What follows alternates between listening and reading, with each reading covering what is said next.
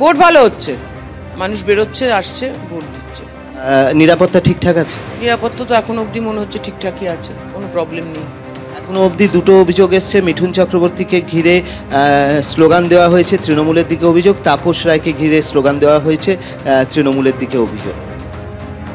এরকম তো হওয়া উচিত না। হয়েছে, এখন কোথায় কি প্রবলেমটা সেটা তো আমরা এখান থেকে বলতে পারবো না। কি প্রবলেম হচ্ছে সেটা ওনারই বলতে পারেন।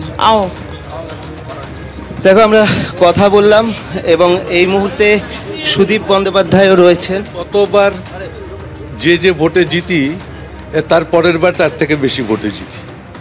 করতে করতে আমি যতবার ভোটে জিতেছি তাতে 2019 সালে আমার ভোটে জেতার সংখ্যা সবচেয়ে বেশি। তো এবার আমার টার্গেট থাকবে যে আমি যেন গতবারের রেকর্ডটাকে আবার ভাঙতে পারি। আমার মনে আমরা দেখতে পাচ্ছি যে সুদীপদা, একটা জিনিস জানতে চাইবো, নিরাপত্তা কিরম দেখছে? নিরাপত্তা বিঘ্নিত হওয়ার মতন পরিবেশের লক্ষণ এখন আমি দেখিনি।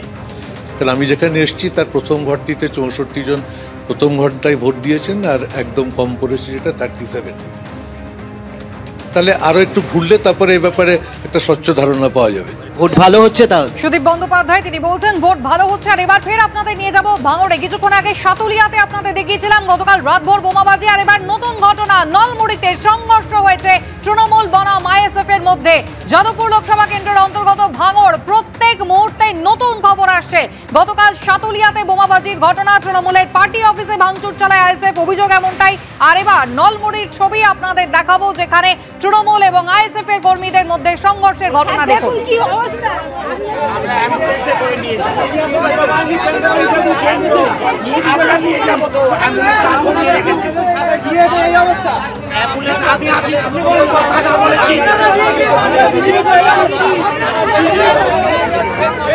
আমাদের প্রতিনিধি রঞ্জিত হালদার রয়েছেন, কথা বলবো রঞ্জিতের সঙ্গে। ছবি দেখছেন, পুলিশের সঙ্গে রীতিমতো বাকবিতণ্ডা।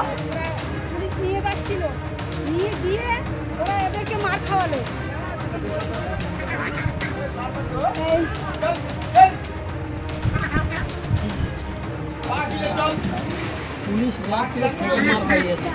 আমাদের প্রতিনিধি রঞ্জিত হালদার রয়েছেন আমাদের সঙ্গে। রঞ্জিত, কি ঘটনা ঘটলো নলমুড়ি, কেন হঠাৎ উত্তপ্ত হয়ে উঠলো?